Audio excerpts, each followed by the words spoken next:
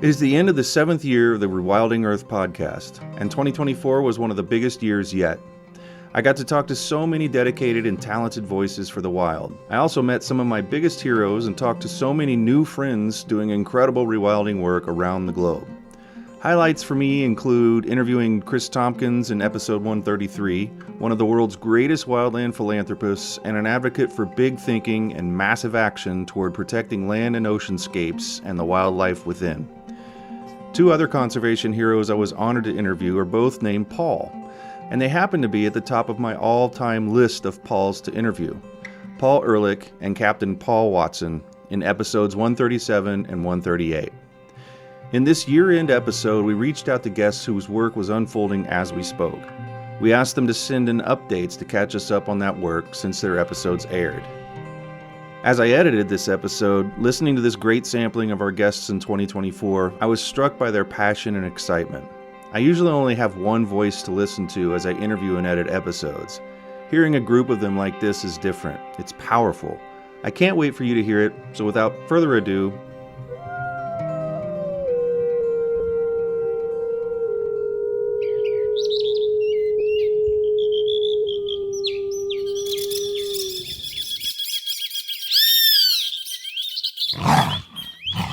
you're listening to the Rewilding Earth podcast.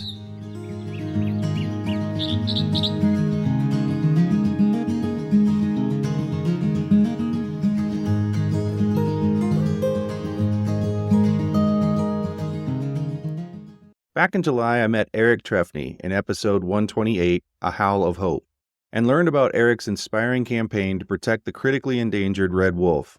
He told me about a major effort to raise money and awareness for wildlife crossings in red wolf country. Here's what Eric has learned about that and other news of great importance to the future of red wolves. Hi, Jack and the Rewilding Institute team. This is Eric providing you with some great news to howl about regarding red wolves and the effort to fundraise and build wildlife crossings in their territory. Since we last spoke, the deadline for the red wolf wildlife crossings has gained substantial momentum. The fundraising deadline was graciously extended several times, with current deadline set for December 31st, 2024. With that being said, I can share two awesome updates. The fundraising efforts led by the Center of Biological Diversity, Wildlands Network, and the Tuscarora Nation of North Carolina, and with thousands of small donors' help, both domestic and international, the $2 million fundraising goal has been met, which ensures the North Carolina DOT can apply for a grant through the Federal Highway Administration's Wildlife Crossings Pilot Program. Thank you to everyone who helped us meet this vital benchmark. And now for the really big news. The North Carolina DOT has been awarded $25 million from the Federal Highway Administration through the Wildlife Crossings Pilot Program to build not one, but 13 wildlife underpasses in red wolf country, plus fencing to ensure red wolves and other wildlife is funneled towards the underpasses. This is the second largest financial award granted through the pilot program's history. With 5 red wolves being killed by vehicles in the last year and a half, these passages could not come at a more dire time. This is great news for red wolves and for wildlife, but also for humans too. This infrastructure will improve human safety on the roads in and around red wolf country by limiting wildlife and vehicle collisions. This is truly a seismic shift in red wolf conservation and recovery. While this is reason to celebrate, this does not mean red wolves are now safe from extinction. Anyone who cares about the species needs to remain in the fight to ensure America's wolf has a voice. You can regularly check the websites at Wildland Networks, Center of Biological Diversity, and the U.S. Fish and Wildlife Red Wolf web pages to stay engaged, aware, and up to date on everything red wolf. Thank you to everyone who made this incredible effort happen. Thank you to Jack and the entire Rewilding Institute for raising awareness about red wolves and their battle to survive. This is the best gift I could have ever received this holiday season. I'm truly over the moon with joy and gratitude, and I hope everyone is too. Really looking forward to seeing what happens next. Thanks for everything. Bye. In episode 129, Advancing Wildlife Connectivity, Aaron Cito from Wildlands Network took time to fill us in about state and federal policies supporting connected habitats, noting advancements in wildlife crossings and the significant support these initiatives have received. Here's Aaron's update on progress since that episode. Thanks so much for having me back, Jack. There is so much to celebrate at the end of this year.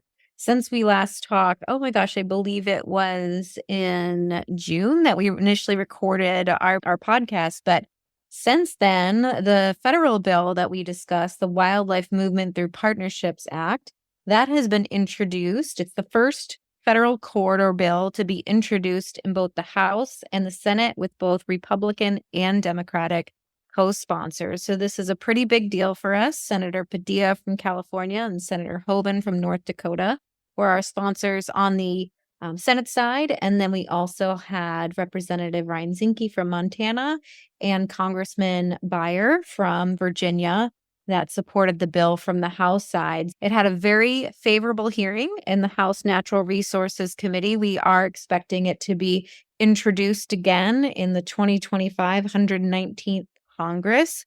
So that's something to look forward to for 2025.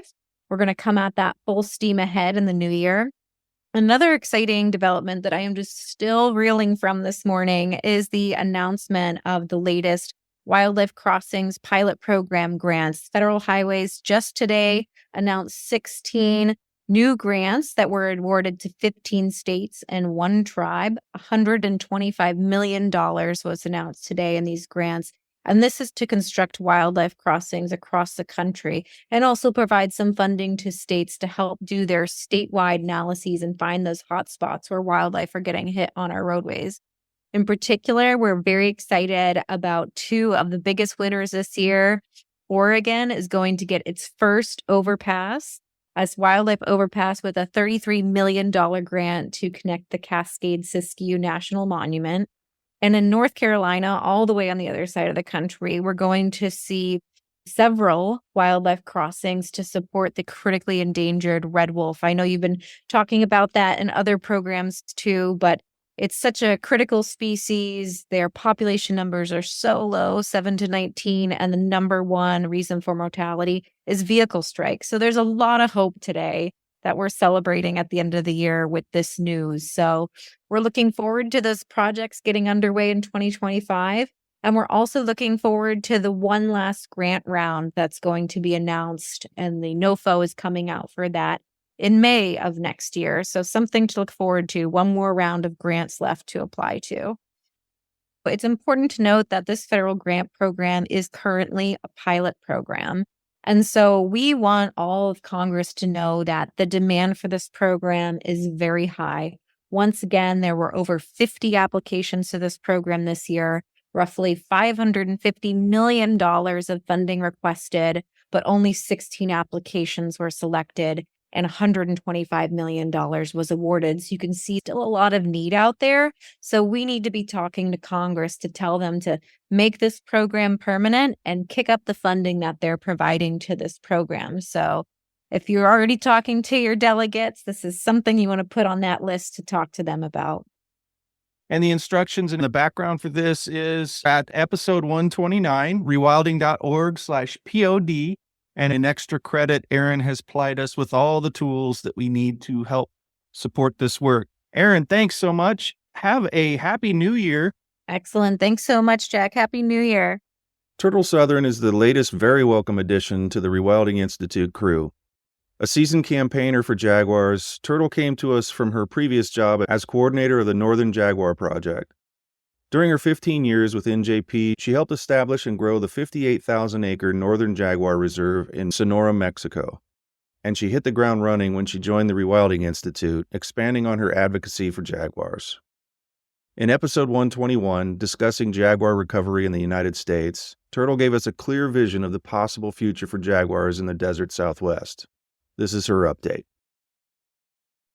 So when I was on the podcast, I was just starting my new position at the Rewilding Institute, diving into learning about jaguars north of the border in the U.S. and trying to figure out where there were needs not being addressed.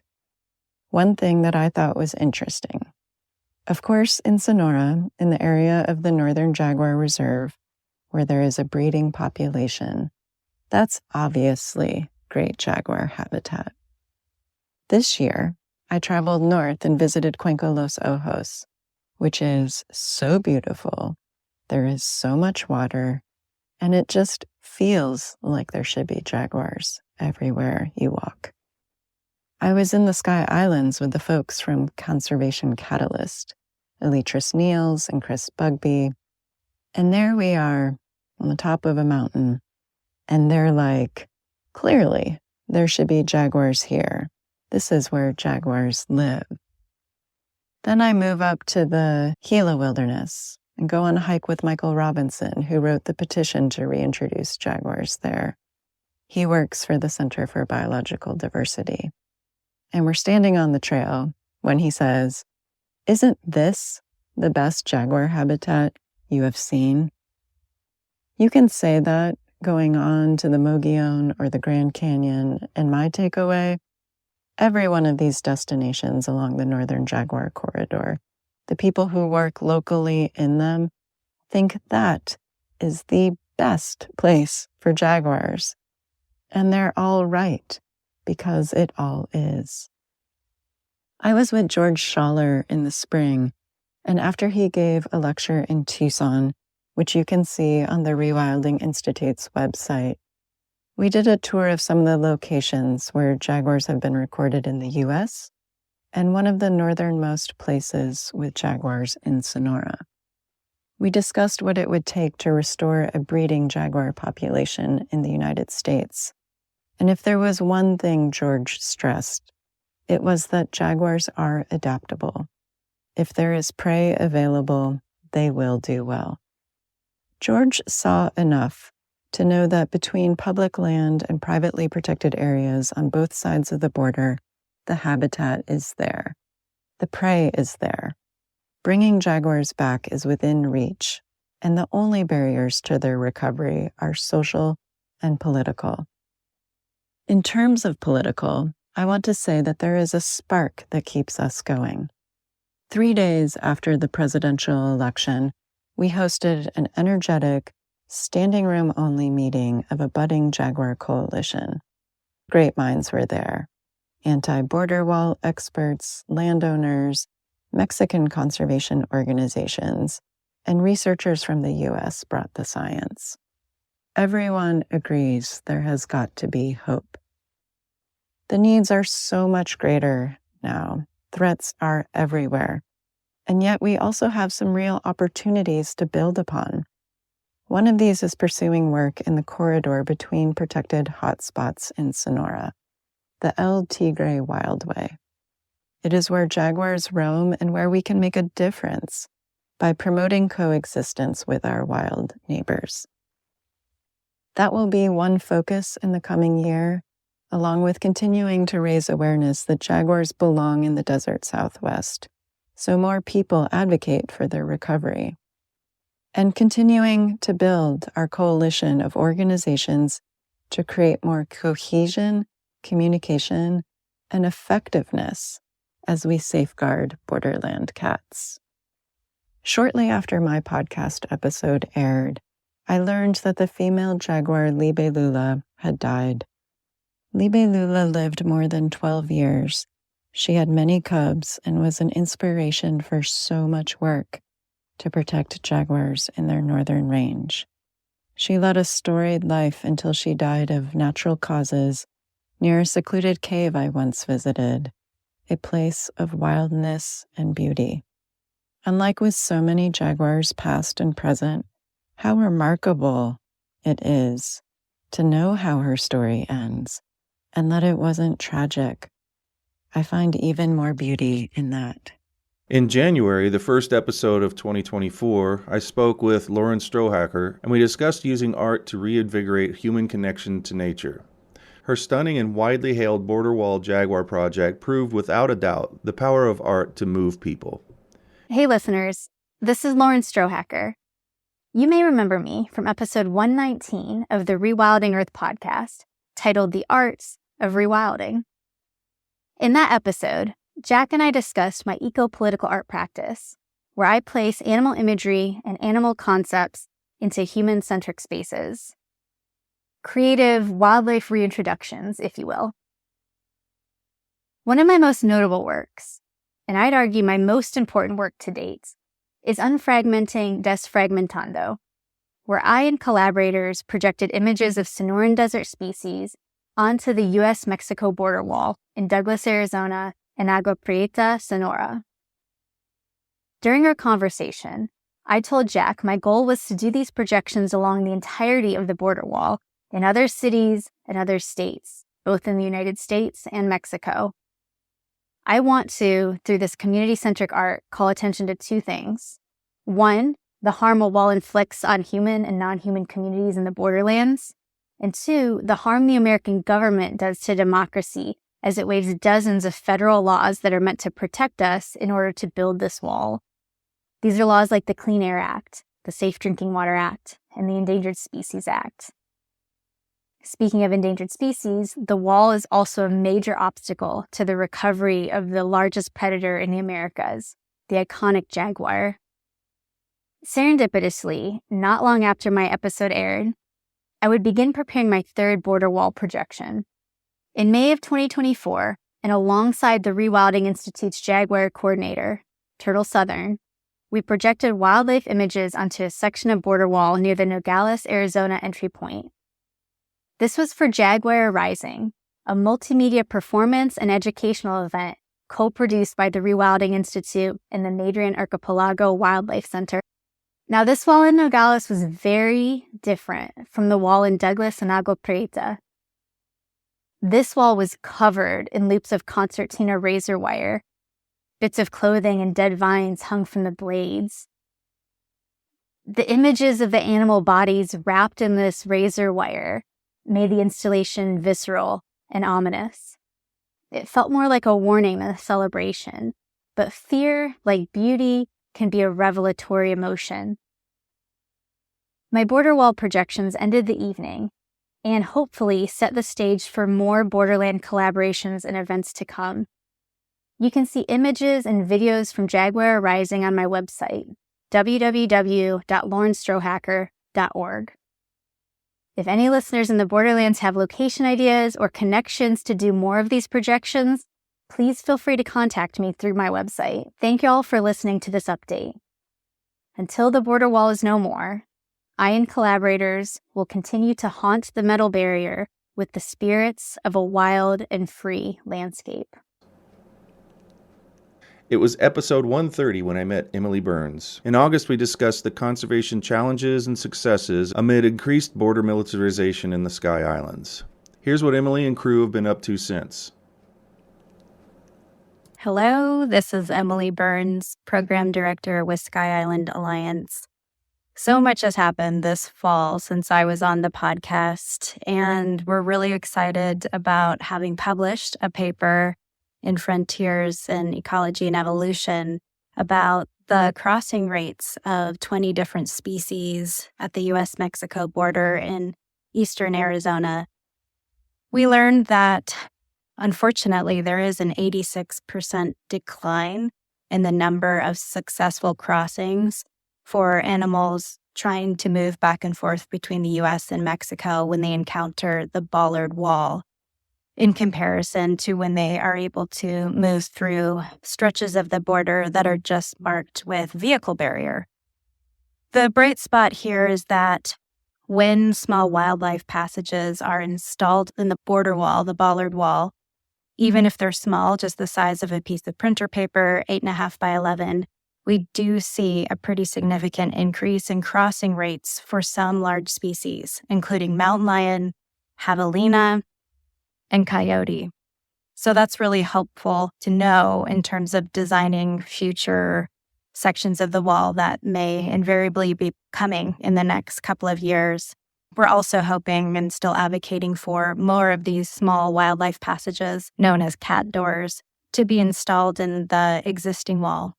Any gap, really almost of any size, that can be put into the wall makes it more permeable, makes it more approachable for animals, and more of them can get through. We still have a really big challenge helping the largest species like black bear, pronghorn, deer, most likely jaguar, able to cross through bollard wall. So solutions for the largest terrestrial mammals in North America still need a lot of help. In the meantime, we're going to keep our cameras rolling. We're going to be doing habitat restoration along the border in southeast Arizona and northern Mexico. We'd love to have volunteers come out and join us. Visit skyislandalliance.org to learn all about our upcoming volunteer opportunities. Thanks and Happy New Year. Borderlands Program Coordinator for Wildlands Network, Miles Traffigan, appeared on the podcast in episode 126 to talk about Borderlands connectivity. We discussed the historical context of border wall construction, the politics, and the ongoing efforts to create wildlife openings along the wall in critical wildlife crossing hotspots. In his update, Miles reports on another major issue affecting wildlife and people on the border. So what's changed since the podcast I did in April? I just arrived in Hermosillo, Sonora tonight, Christmas Eve, and passed 60 to 80 mining-related trucks carrying chemicals of all different varieties, sulfuric acid, and other codes that we're still trying to decipher after we took photos of the vehicles. Mining interest in Sonora, foreign and domestic, are going to be the destruction of basically the entire ecosystem here. We are under water rationing tonight in Hermosillo. The other night, my relatives were under water rationing in Cananea, up in the northeastern corner of the state of Sonora. This is all a direct result of Grupo México and other international mining companies coming in and raping and pillaging the water and mineral resources of this part of Mexico. And it's happening everywhere. So the people of Mexico need to rise up and expel these mining companies because they're going to take all their water. The water is disappearing right now. We can't wash dishes tonight. And this is not a result of the drought, which has been ongoing, because there's plenty of groundwater resources here. It's because there is direct impact upon water resources in the state of Sonora. And what's going to happen is it's going to dry everybody up overnight, and it's not going to be a pretty scene. So I would urge the citizens of Mexico to rise up and get out in front of this and repel this destructive force that only wants your copper for their profits and doesn't have you in mind. I wish I had something better to say at the end of this year. And now to the Pacific Northwest with an update from Paula McKay, who joined us in episode 120 with her husband Robert Long, also a major conservation hero in the Pacific Northwest. And this update is a big one. Paula updates us on work with wolves, fishers, wolverines, Canada lynx, and gives us eagerly awaited news on grizzly reintroduction. Hi, everyone. As we approach the new year, I'm happy to report that the rewilding story in the Washington Cascades continues to unfold. Recent efforts to reduce protections for our recovering wolf population fortunately failed, and these wide-roaming canids remain state endangered at the current time. Meanwhile, fishers continue to repopulate the Cascades after reintroductions in the north and the south. In other news, the Cascades Carnivore Monitoring Program launched our first field efforts for wolverines and Canada lynx this summer. More than 24 organizations, including agencies, tribes, nonprofits, and academic institutions, participate in this highly collaborative program, which is co-led by Robert Long and me at Woodland Park Zoo and Dan Thornton at Washington State University. Our crews are using camera traps and automated scent dispensers to document these rare carnivores at stations deployed throughout the Washington Cascades, with a goal of generating a long-term data set to help us evaluate how climate change, recreation, and other human impacts are affecting our wolverine and lynx populations. We're in the process of reviewing some of the photos we retrieved in the fall, and have been thrilled, as always, to see images of our study animals, as well as many other carnivores, including a wolf carrying a young fawn in her mouth. Last but never least, grizzly bears are slated to be reintroduced to the North Cascades in 2025, after the Fish and Wildlife Service and the National Park Service announced their decision in April to actively recover this extirpated species by relocating grizzlies from the Rocky Mountains or interior British Columbia. Agency biologists are planning to translocate 3 to 7 grizzly bears per year for a period of 5 to 10 years to establish an initial population of 25 bears. Grizzlies are the last missing piece in the rewilding puzzle here, and their return will have rewilding advocates, including me, dancing in the trails. As we all know, there will be many challenges in the months and years to come, but I hope we can continue to celebrate the Cascades as a rewilding flagship. May 2025 bring peace to my fellow humans and our wild kin. Thank you. Our last update comes from Michael Kellett, who joined me again in episode 131 to talk about the growing movement toward 100 new U.S. national parks. Momentum is building, and Michael has an update on laying the groundwork to put a national park within reach of everyone in the United States. This is Michael Kellett from Restore the North Woods.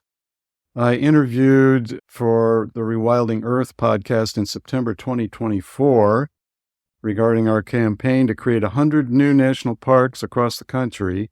So here's a year-end update on our campaign. President Biden has been considering several of the areas of our 100 areas as national monuments, and we'll see what happens with that. But the election of Donald Trump as president has complicated the issue of national monuments. He's not only unlikely to designate any new monuments in the next 4 years, but he may well try to weaken or shrink existing national monuments. But this hasn't changed the trajectory of our campaign for new national parks. It's mainly focused on convincing Congress to pass legislation, which is what you need to create new national parks. National monuments are also a part of that strategy, but not the only part of it. And we can't let up on the pressure for new national parks. In fact, they're more important than ever as the climate, biodiversity, and public health crises continue to grow. And we've always envisioned that this is going to be a long-term campaign toward protecting 30% of the U.S. by 2030. 2025 is going to be a big year for new national parks.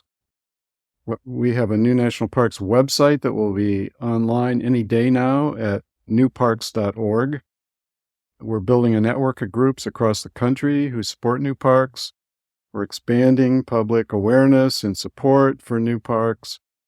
We're developing new national parks legislation and seeking congressional sponsors.